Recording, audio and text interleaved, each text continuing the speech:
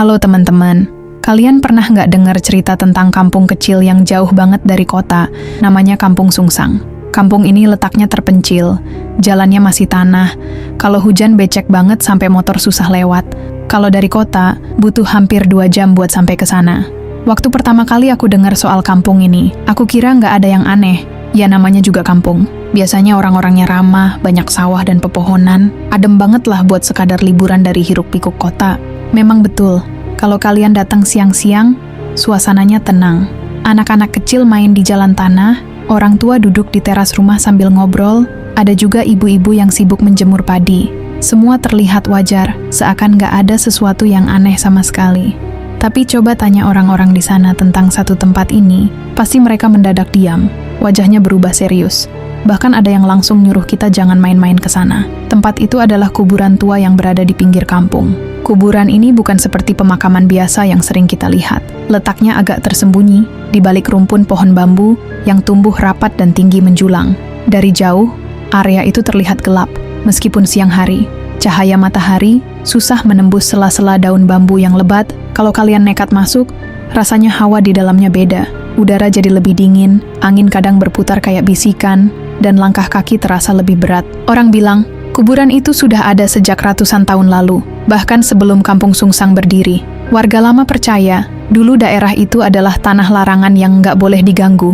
Tapi entah gimana, waktu kampung mulai ditempati, orang-orang tetap membangun rumah di sekitarnya. Sejak saat itu, banyak kejadian aneh yang nggak bisa dijelaskan dengan akal sehat. Kalau kalian jalan ke kuburan itu, kalian bakal lihat makam-makam tua yang sudah nggak terawat.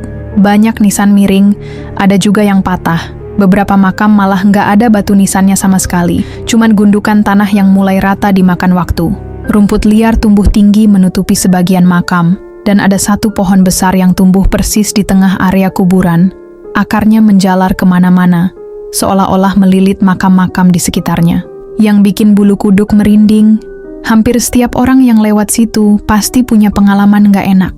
Ada yang bilang mendengar suara orang menangis lirih dari balik rumpun bambu, padahal waktu dicek, nggak ada siapa-siapa. Ada juga yang melihat bayangan putih melintas cepat, kadang duduk di salah satu nisan. Bahkan ada warga yang pernah mendengar suara azan jelas banget, padahal di sekitar situ nggak ada masjid atau mushola. Suaranya samar, kayak datang dari dalam tanah. Karena kejadian-kejadian itu, warga Kampung Sungsang sebisa mungkin menghindari kuburan tua tersebut. Kalau ada yang meninggal pun, mereka memilih dikuburkan di pemakaman baru yang lebih jauh, daripada harus menggunakan kuburan tua itu lagi. Anak-anak kecil dilarang main di sana, bahkan kalau sekadar lewat aja, orang tua mereka pasti langsung marah.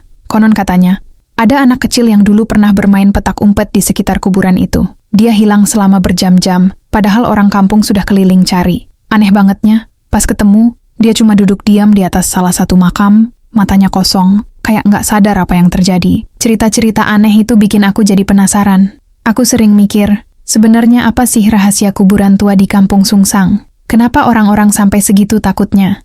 Apa memang ada sesuatu yang dijaga di sana? Atau cuma sugesti karena cerita-cerita yang berkembang turun-temurun? Dan jujur aja, rasa penasaran itu semakin lama semakin kuat. Sampai akhirnya aku memutuskan untuk mencari tahu sendiri, meskipun orang-orang kampung selalu mengingatkan, kalau kamu sayang nyawamu, jangan pernah coba-coba mendekat ke kuburan itu. Malam itu, detik demi detik terasa begitu lambat. Di hadapan kami, sosok itu makin jelas keluar dari dalam tanah. Tubuhnya hitam legam, kulitnya robek di beberapa bagian, seakan-akan sudah lama membusuk. Rambutnya panjang kusut, menutupi sebagian wajah yang hancur. Yang paling bikin nggak bisa lupa adalah matanya. Merah menyala, tatapannya menusuk, kayak langsung nembus ke dalam jiwa. Bima masih kaku berdiri. Tangannya masih nempel di nisan, mukanya pucat kayak orang mati. Rani udah nggak bisa nahan, dia teriak histeris sambil nutup wajahnya dengan kedua tangan. Tapi jeritannya justru bikin suasana makin kacau. Aku sendiri bener-bener nggak bisa ngeluarin suara lagi. Lidahku kaku, seluruh tubuhku gemetaran. Sosok itu kemudian ngeluarin suara, pelan, serak, tapi jelas banget. Ini, tanah, kutukan, kalian, jangan, ganggu. Suara itu kayak langsung masuk ke telingaku dan menggema di kepalaku.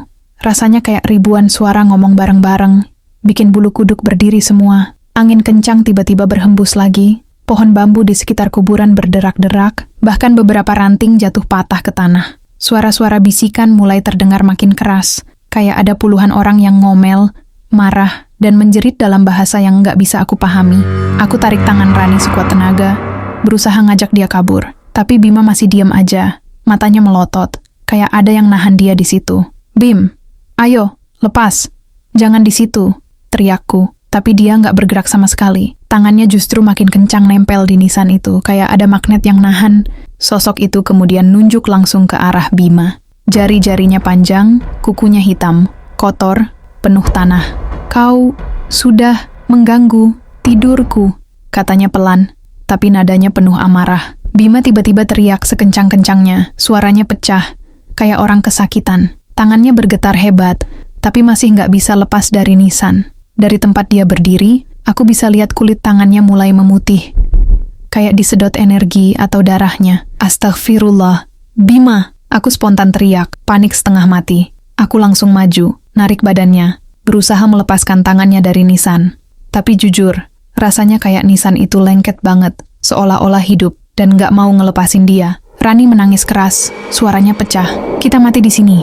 Aku nggak mau mati di sini." Dia berusaha narik aku supaya ninggalin Bima, tapi aku nggak tega. Aku nggak bisa ninggalin temanku gitu aja. Akhirnya, aku spontan baca doa seadanya. Semua doa yang aku hafal dari kecil aku sebutin cepat-cepat. Tanganku terus narik lengan Bima. Anehnya, setelah beberapa kali aku bacain doa, genggaman tangan Bima di nisan itu mulai melemah. Dengan tenaga terakhir, aku tarik dia sekuat tenaga, sampai akhirnya tangannya lepas. Kami bertiga jatuh tersungkur ke tanah, tapi bukannya lega. Justru lebih parah. Sosok itu makin marah. Dia ngeluarin suara keras banget, kayak gabungan teriakan dan auman binatang. Tanah di sekitarnya bergetar, bahkan beberapa makam lain ikut retak. Kayak ada yang mau keluar juga dari dalamnya. "Lari!"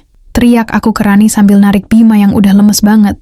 Kami bertiga langsung kabur, secepat-cepatnya. Tapi anehnya jalan keluar kayak berubah. Setiap belok, kami kayak balik lagi ke tempat yang sama. Rumpun bambu itu nggak ada habisnya. Gelap, dan angin makin kencang. Di belakang kami, terdengar langkah berat mengejar, suara ranting patah, dan desisan panjang. Rani hampir jatuh, tapi aku angkat dia lagi. Nafasku udah nggak karuan, dada sesak, tapi aku terus lari. Sampai di satu titik, aku ngerasa udah nggak kuat lagi.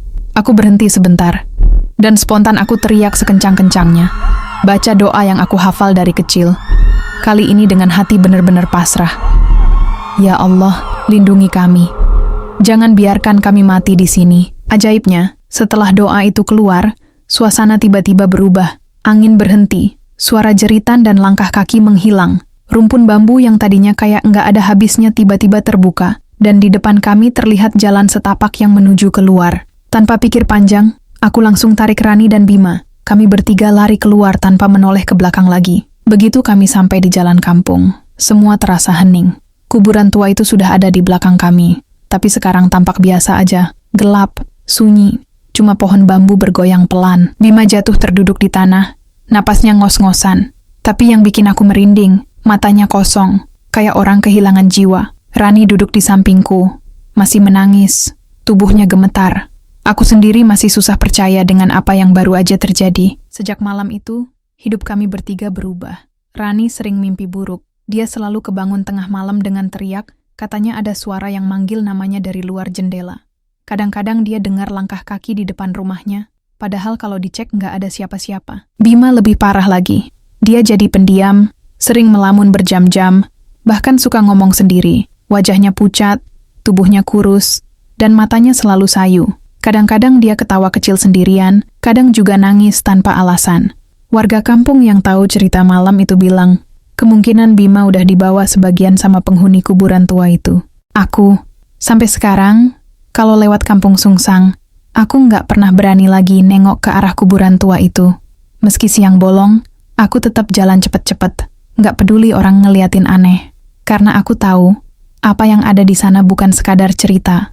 Itu nyata. Dan aku percaya satu hal, rahasia kuburan tua di kampung Sungsang bukan cuma sekadar legenda. Itu peringatan. Ada sesuatu yang memang nggak boleh diganggu, sesuatu yang marah kalau tidurnya dibangunkan. Jadi kalau kalian suatu saat lewat kampung itu, dan lihat kuburan tua di pinggir jalan, satu pesanku, jangan pernah sok berani.